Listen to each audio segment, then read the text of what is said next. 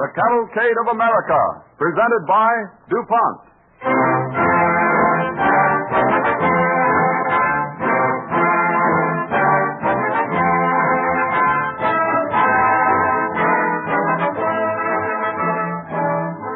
Luther Burbank is known as the plant wizard, although he himself never liked the phrase. Still, it gives us an idea of the miracles he accomplished with flowers, fruits, and vegetables. Through selective culture, crossing and grafting of various stocks, Burbank produced many new and useful plants and improved many others. His methods required patient, conscientious work which went on day after day for more than 50 years. Burbank toiled with plants and fruits. Yet his perseverance, his ideals, and his objectives were not unlike those of modern research chemists. These men worked with nature's materials, too, and by using them to create new products or improve those which already exist, they are working to provide for everyone, as DuPont expresses it, better things for better living through chemistry.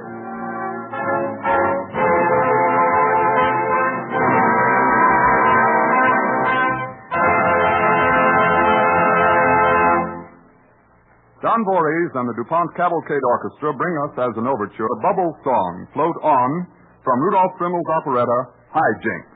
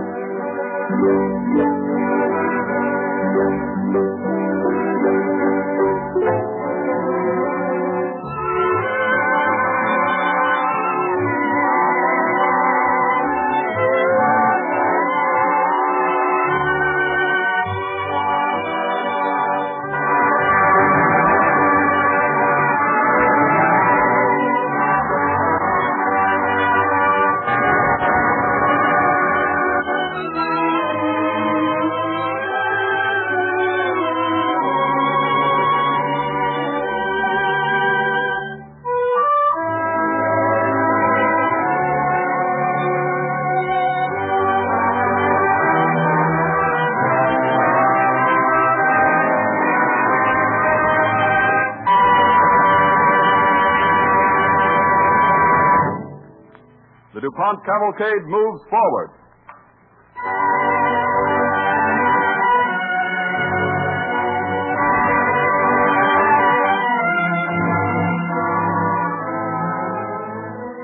Luther Burbank was born in Lancaster, Massachusetts in 1849.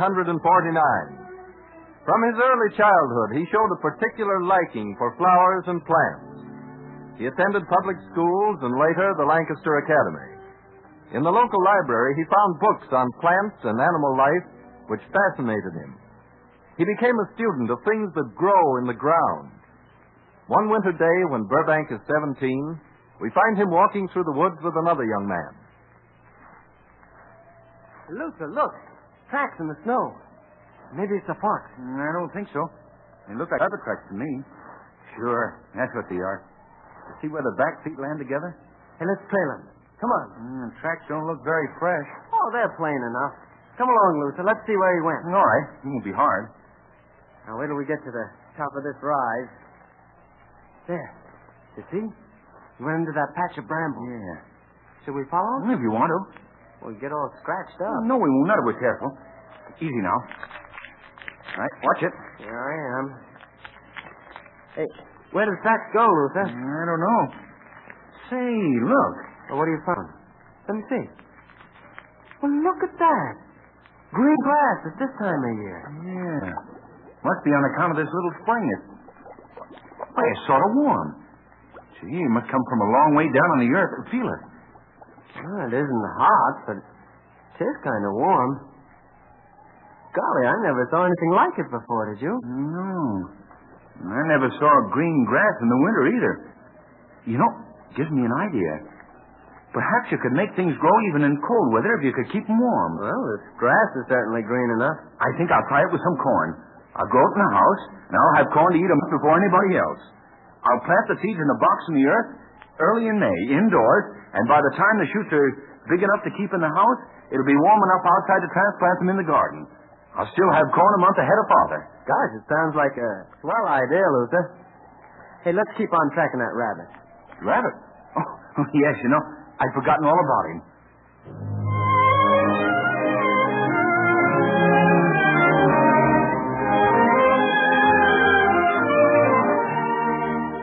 Young Luther Burbank tried the experiment of planting corn indoors and proved that his idea was a good one. He continued experimentation with early planting of vegetables through the next 4 years. In 1870, when he was 21, he bought a farm of his own, a 17-acre tract of land near Lunenburg, Massachusetts. And here he began his life work of plant breeding. From his reading and his experiments, he had proved to himself that proper selection was the way to improve any plant strain. In 1870, the common New England potato was scrawny and poor tasting. But Burbank had hopes of improving it. We find the young man in his potato patch, working with a farmhand. Bugs ain't so bad this time here, Mr. Burbank. Bugs? No. Perhaps they're just getting tired of the kind of potatoes we're raising. Potatoes we raise in this farm is as good as any. I wish we could grow better potatoes, though. Say, Jim, look. Did you ever see one of these? Oh, sure. Seen one quite a while ago. Seed ball. Potato plant grown to seed. They do that sometimes. I've seen pictures of them. And this is the first one I've ever really seen. If you plant them there seeds, you get potato plants.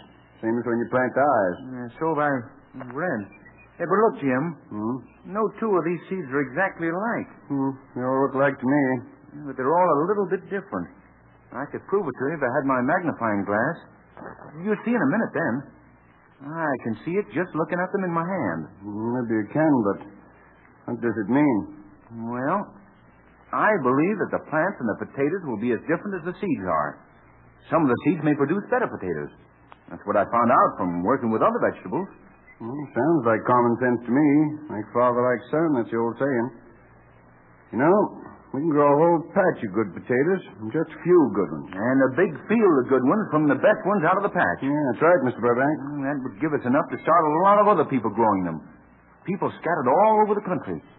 Yeah, be nice if we could give the world a better potato, wouldn't it, Jim? Sure would.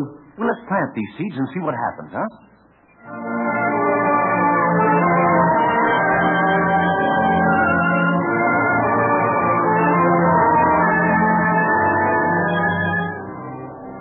Young Burbank's reasoning was sound, and he had an excellent idea. He planted the potato seeds, and from two of them grew a far superior brand of potato. There was a great market for them. Burbank might have become an extremely prosperous farmer, and from selling the new potatoes as seed, he might have built a profitable business.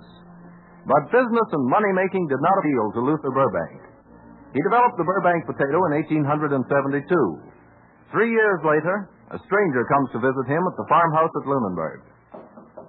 Yeah, come in. Oh, sure, Jim. What's the reason for knocking? There's a gentleman come to see Mr. Burbank. See me? Well, let him come in. All right. Mr. Burbank says for you to be in, sir. Thanks. Good day, Mr. Burbank. I'm glad to see you, sir. My name's Gregory. How are you, Mr. Gregory? Have a chair. Thank you. Well, you're a young man, aren't you? I wish I were younger. There's a whole lot I want to do. Well, most people don't get that idea until they're about my age. But I know you're busy, so I'll come right to the point. Mr. Burbank, I want to buy your new potato, the Burbank potato, as they call it. You want to buy my new potato? That's right. I thought perhaps you had heard of me. I come from Marblehead. Oh, of course. Your name's Walter Gregory. You own the big farms down there. That's right. I've heard of them. I should have recognized your name. I want to buy the exclusive right to raise the new potato you developed. I see. I'd hoped that everyone would have a chance to benefit from my new potato. Well, they will in a way, everybody who eats them. But I'm talking about growing them. I want to do this thing on a big scale.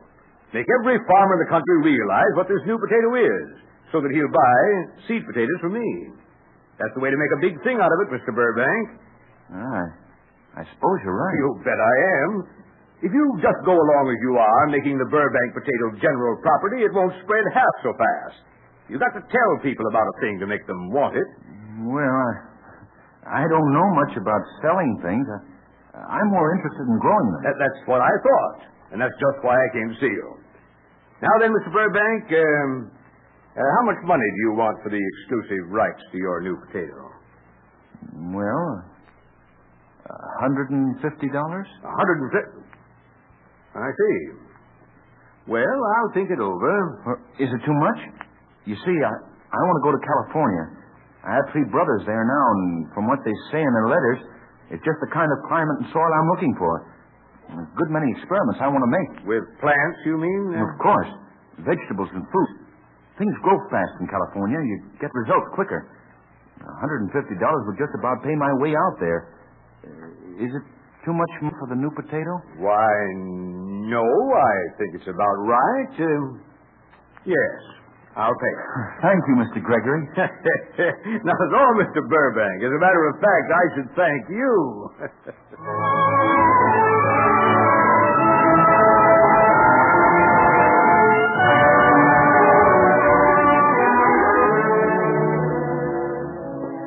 So, in 1875, Luther Burbank, then 26 years old, traveled to California. He established a small nursery where he continued his experiments with vegetables and fruits. He built a small but profitable business by the same means he had used in developing the Burbank potato, the process of selection.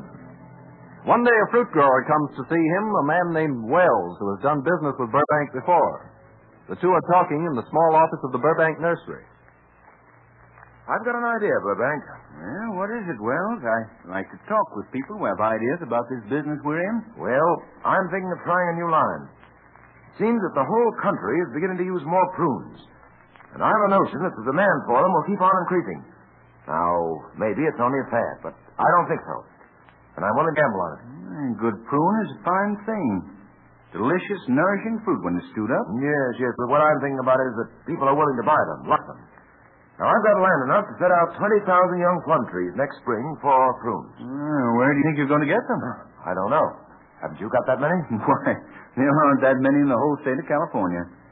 There hasn't been much of a demand for prunes, you know. Well, there's going to be. Every grower I know of is trying to get trees. I was hoping you could help me out, but if you can't, you can't. I'd like to help you, Will. I wish you could. Perhaps I can. Oh, can you? I'm not sure. You said you had an idea. Well, I haven't, but I may think of one. Give me a day to think about this. A day? Yeah, I always like 24 hours to think a thing over. Well, so you take as long as you like. If you can help me out, fine. And if you can't, Well, I haven't lost that. That's true. You won't lose anything. And perhaps I can help you win something. I hope so. And so do I. You give me a problem, Wells, and I'll try to solve it.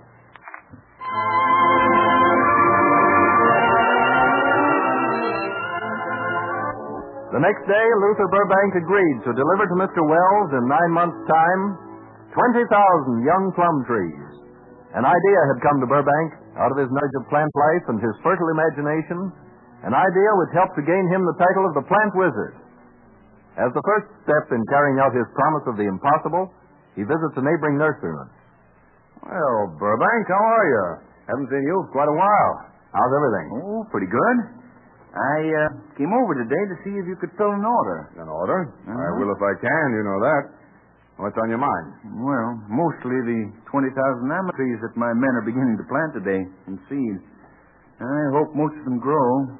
And they ought to, in selected seed. From what I know about you, I'd guess that every one of them would grow. But that isn't what you came to see me about, is it? No. I was thinking that you had more plum trees than any man around here.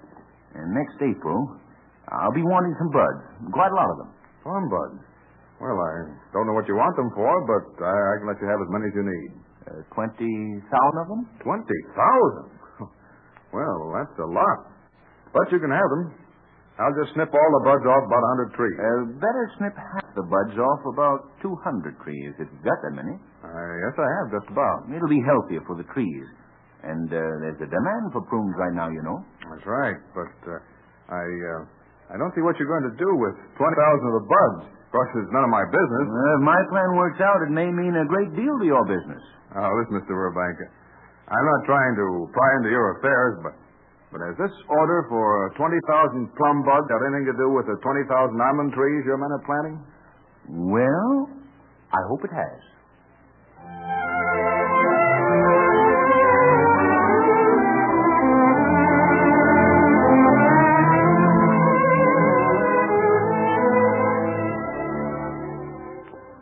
The almond trees, grown from seed, came along in fine style, and the following April, the 20,000 plum buds were delivered according to Burbank's order. Burbank engaged a staff of experts to graft the plum buds onto the young almond trees. Grafting slips of fruit trees onto other fruit trees was not a new process. Apple and cherry trees, for instance, had been grafted for a great many years. The results were that two varieties of fruit grew on the same tree. But in grafting plum buds onto young almond trees, Burbank was doing an unusual thing. One day, sometime after the grafting operation had been finished, we find him talking with two of his gardeners in the almond orchard. Oh, what do you think of them, Mr. Burbank, after your inspection? Well, some of them are coming along all right. Great idea of yours. Planting the almond trees so you could graft the plum buds on them. That seemed like a good idea. Almonds are dirty stock. They sprout quickly. Something must be done if we're going to prove our experiment and deliver those plum trees. That's right, Mr. Burbank. A lot of the trees don't seem to be giving much nourishment to the plum buds. And the grafting was well done, all of it. I know that. Yeah, but look at this. Nice, healthy young almond tree, plenty of almond leaves. The plum bud is withering. Yeah. Looks as though the almonds want to keep all the food for themselves. Yeah, we're not beaten yet. I'm going to try something. We're not going to let these almond trees have things all their own way. Well, how are you going to stop them? We're going to break the tops. Oh, but you can't do that. Without any leaves, the trees will die. That's right. They're bound to. Yeah, they'll have their leaves. Haven't you ever seen a tree with the top broken by the wind and still living? Well, yes, but there's some connection between the roots and the leaves. And there will be here, too. We'll snap the tops of these little almond trees and leave them hanging. The leaves will serve their purpose, but there won't be too many sprouts at the top to wolf all the food. Then the plum buds will get some nourishment. I wonder if it'll work. I think it will. When the plum buds really get started growing, we'll starve the broken almond tops right out of the picture. That's what we want, sir. Then the almond trees will become plum trees, and they'll produce plenty of good, healthy prunes. And we'll have proved something. Is that an order, Mr. Burbank? To break the tops of all these young almond trees? It is. Call the men together and let's get started with the job.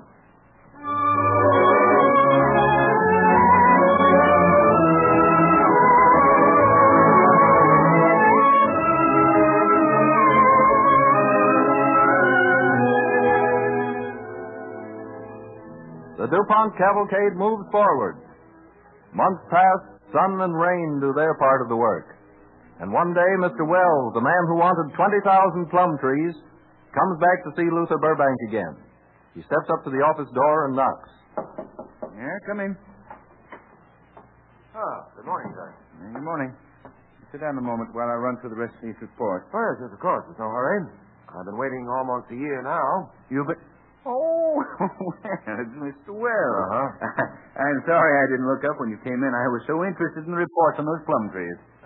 My plum trees, Burbank? Well, yes.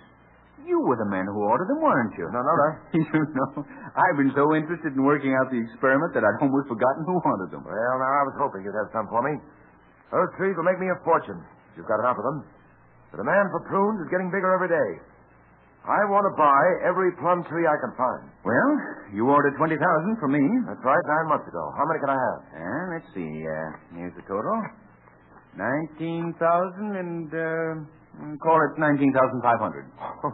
Oh, now, wait a minute. Pardon me, Burbank, but I can't believe you. Well, that's strange.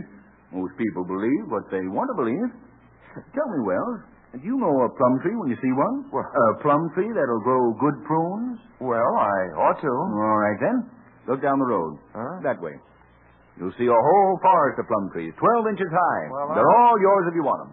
Burbank, how can I ever thank you? Why, it's a miracle. No, not a miracle. Just the working out of a couple of ideas. And, of course, nature did her share.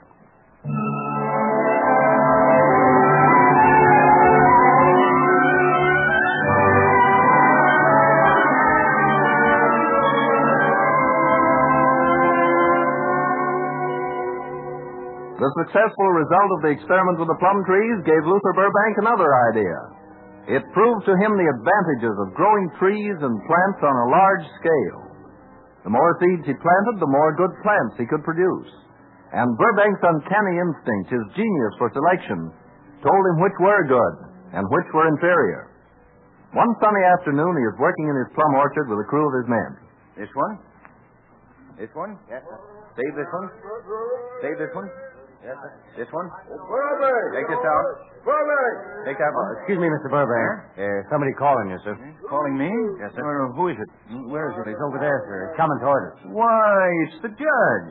Hello, Judge. How are you? Fine, thanks. So tell me, what in the world are you doing? I'm glad to see you. Glad to see you. Don't try to dodge the question. What are you doing, striding through your orchard? Oh, I'm just looking things over, picking out the good trees and marking them. That's what these little strips of white cloth are. I drop one on every tree I like. But those men behind you, they're uprooting dozens of these little trees. That's why they're following me. Every tree that isn't marked with a white cloth is uprooted and burned. Do you mean to tell me that you're destroying more than half of these fine little plum trees? At least. You see, more than half of them aren't fine at all. Well, I've got an orchard of my own, you know, and it seems a shame to destroy all these trees. Well, the more inferior ones we destroy, the more room we'll have for the better ones. And the more nourishment the good ones will get from the soil. Do you think you can select the better trees jogging through this orchard almost to trot, dropping strips of white cloth behind you? I know I can. Well, I don't see how you can tell. Judge, I'll prove to you that my intuition is right. Now, you take home these 5 trees I've left to be uprooted and burned, and plant them. Well, that proves. Along with them, you take any 5 that I've marked for saving. Plant and mark them. 5 years from now, all 10 of them will be bearing fruit. Compare the fruit from the different trees. Then you'll see that I was right. Well, I'll try it, but I still don't understand how you do it. Judge, when they bring a prisoner before you, can't you often tell by looking at him whether he's guilty or not? Why, yes.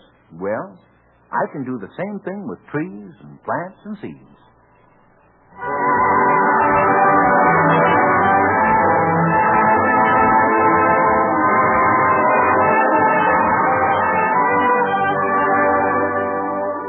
From experience, aided by some inner sense which must be called genius, Luther Burbank could distinguish better plants from inferior ones.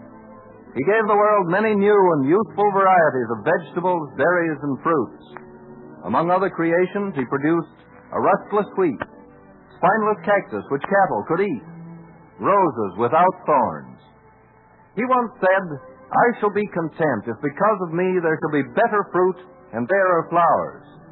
truly he accomplished his aim in life. DuPont is proud to add the name of Luther Burbank to the distinguished roster of the Cavalcade of America.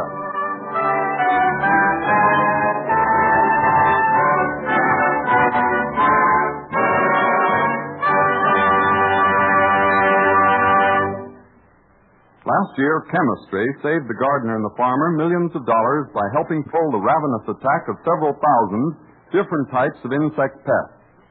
Right now, the boll weevil and cottonleaf worm are staging their annual destructive invasion of the South cotton crop. But the chemist has found ways to protect the cotton and greatly reduce the growers' losses from insect pests. DuPont, for example, produces a chemical product called calcium arsenate, which controls the boll weevil and leafworm and permits healthy development of the cotton. In some cases, such treatment has increased the yield 300 to 400 pounds of seed cotton per acre. In the fruit-growing sections of the country, chemically created products are put to work every season, protecting first the foliage of the trees and then the fruit itself from damaging insect attack. A fruit orchard is the favorite dining room of the codling moth, the pest that appears as the worm in apples. A chemical insecticide, properly applied, controls the codling moth and gives the fruit a better chance to ripen normally. These are only two of many ways in which research chemistry helps protect plant life. Take the family garden in the backyard as another example. Many of the vegetable and flower seeds planted this spring were probably chemically treated to protect them from underground pest attack. And now that the plants are above the ground, chemistry is ready with a wide variety of products to guard them from hungry insects. A recent DuPont chemical development improves the effectiveness of insecticides, too, by helping them spread more fully over the foliage and stick to the plant longer, despite wind and rain. Truly plant development experts have improved our fruits, vegetables, and flowers. But just as truly, the research chemist has protected them from hungry hordes of insect pests and is improving his protective methods each year. DuPont has recently built a large new laboratory and increased its staff of chemists and biologists, working exclusively on pest control research. Work which, by still further reducing annual losses due to pest attack, should result in better crops, wider markets, and lower costs. So when the cotton moves into the textile mills, when the truck gardener delivers fresh vegetables, when the fruit grower picks his crop and sends it on the way to your table, you know that the research chemist has again done his part to provide, as DuPont expresses it, better things for better living through chemistry.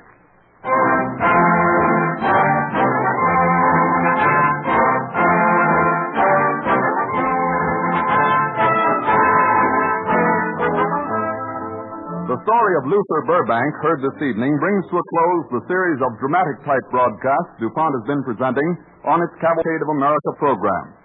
For the summer months, we've prepared a series of musical broadcasts. Each Wednesday, Don Voorhees and the DuPont Cavalcade Orchestra will present songs of such outstanding contributors to our light music as George Gershwin, Cole Porter, Vincent Youmans, and Jerome Kern, with anecdotes describing how some of their songs came to be written. For the first four broadcasts, we will have as our guest Conrad Thibault, distinguished radio baritone. All of us who take part in these programs and those who write and produce them appreciate the many letters we've had from you. For it's only when you take the trouble to write that we get the stimulation and lift which comes from direct applause in the theater. Such encouragement inclines us to feel that you'd like more Cavalcade of America dramatizations in the fall. Tune in at the same time next Wednesday evening for a program of Irving Berlin's melodies. Don Voorhees conducting the Cavalcade Orchestra, Conrad Thibault guest soloist, the first broadcast in DuPont's summer Cavalcade of Music series.